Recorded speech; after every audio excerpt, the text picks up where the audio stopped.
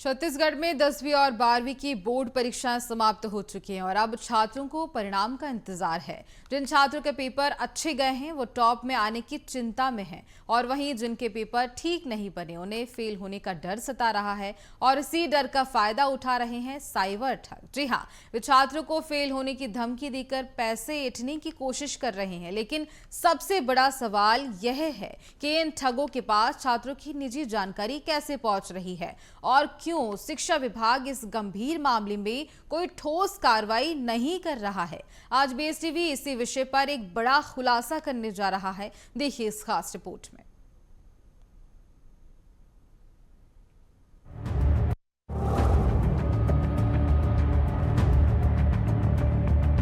ना उसका ये संस्कृत और मैथ में है। उसका डेट ऑफ बर्थ है 5/7/2009 और रोल नंबर है 125190-406। जी भैया।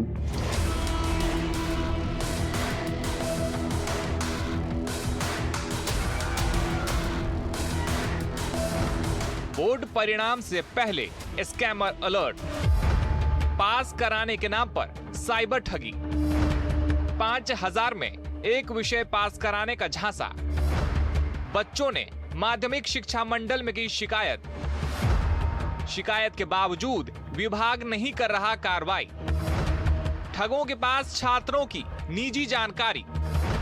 कौन लीक कर रहा है बोर्ड स्टूडेंट का डाटा। जब आप किसी परीक्षा में शामिल होते हैं और यदि परीक्षा अच्छी न जाए तो मन में फेल होने का डर जरूर रहता है। आजकल यही डर साइबर ठगों के लिए एक मौका बन गया है। छत्तीसगढ़ में माध्यमिक शिक्षा मंडल की 10वीं और 12वीं की परीक्षाएं खत्म हो चुकी है और कुछ ही दिनों में परिणाम आने वाला है। इसी बीच कुछ साइबर ठग छात्रों को फोन कर फेल होने की फर्जी जानकारी देते हैं और उन्हें पास कराने के नाम पर पैसे मांग रहे हैं। बीएसटीवी ने इस स्कैम का पर्दाफाश करने के लिए हमारे संवाददाता को परीक्षार्थी बनाकर स्कैमर से बात करवाई। सुनिए कैसे ये ठग छात्रों को अपना शिकार बनाते हैं। हेलो, बोलिए। भैया वो उसके 10th पास के लिए बात हुई थी आपसे। या वो क्या बोलते हैं सप्लीमेंट का वो था रिस्क था, तो मतलब उसमें कुछ हो पाएगा क्या? हो जाएगा। तो क्या बोला गया था उस टाइम? हाँ, क्या बोला गया था उस टाइम? नहीं वो भी बात तो हुई थी सप्लीमेंट के लेकर, लेकिन वो हाँ। क्या बोलते हैं तो पेमेंट का बात हुआ था भैया, तो कुछ कम नहीं हुआ? पेमेंट आपने किया? हाँ, पेमेंट आपने किया? नहीं अभी तो किया नहीं भैया। वही मतलब कैसे कैश कहीं पे अगर आप बोलेंगे तो मैं कर दूंगा, क्योंकि हमारे वो चला नहीं किया।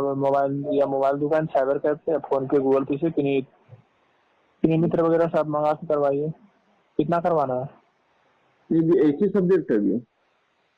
नहीं, 2 सब्जेक्ट हो। कितना पेमेंट करवाना है? कितना? तो भैया वो 5 बोले थे आप।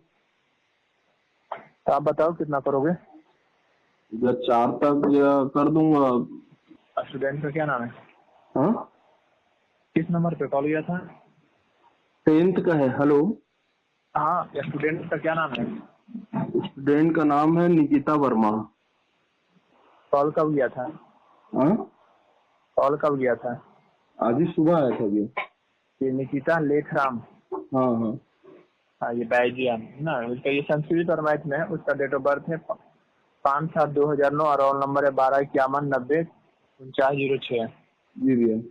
कब तक हो पाएगा बोलिए? और शाम तक करा दूंगा। किसमें डालूंगा वो पेमेंट मतलब? तो ठीक है, आप उस टाइम कॉल कर लीजिएगा जिससे जमा करना है। ठीक है। आपने सुना कैसे साइबर ठग संवाददाता को उसका रोल नंबर और पिता का नाम बता रहा है और पैसे भेजने के लिए दबाव बना रहा है। इस पूरे मामले में सबसे बड़ा सवाल यही है, आखिर छात्रों की इतनी निजी जानकारी इन ठगों तक पहुंच कैसे रही है? कौन इनका डेटा लीक कर रहा है? दरअसल देश भर में डाटा साइंस के नाम पर एक बड़ा व्यापार चल रहा है। जैसे ही छात्र 10वीं या 12वीं में पहुंचते हैं, उन्हें निजी विश्वविद्यालयों और कोचिंग संस्थानों से फोन आने लगते हैं। ये जानकारी स्कूलों और कोचिंग सेंटरों द्वारा साझा नहीं बल्कि बेची जाती है। यही डाटा साइबर ठग खरीदते हैं और छात्रों को फोन कर ठगी करते हैं। छत्तीसगढ़ में माध्यमिक शिक्षा मंडल बोर्ड के 10वीं और 12वीं के बोर्ड एग्जाम कंप्लीट हो चुके हैं, पूरे हो चुके हैं। मई के पहले सप्ताह में परीक्षा के परिणाम भी आने वाले हैं, लेकिन उससे पहले कई साइबर ठगी करने वाले जो गिरोह हैं वो सक्रिय हो रहे हैं। बच्चों को जो 10वीं और 12वीं बोर्ड एग्जाम में शामिल हुए हैं, उन बच्चों को परीक्षा में फेल होने का भय दिखाकर उनसे ठगी करने का प्रयास किया जा रहा है। इसकी शिकायत भी माध्यमिक शिक्षा मंडल में की गई है।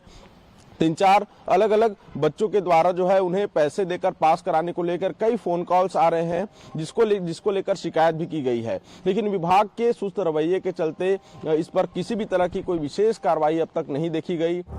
बच्चों का भविष्य एक गंभीर मोड़ पर है और इस पर शिक्षा विभाग की निष्क्रियता कई सवाल खड़े करती है। क्या बच्चों का डेटा सुरक्षित है? क्या शिक्षा विभाग इस पर सख्त कार्रवाई करेगा? और सबसे जरूरी, क्या ऐसे साइबर अपराधियों को जल्द से जल्द पकड़ा जाएगा?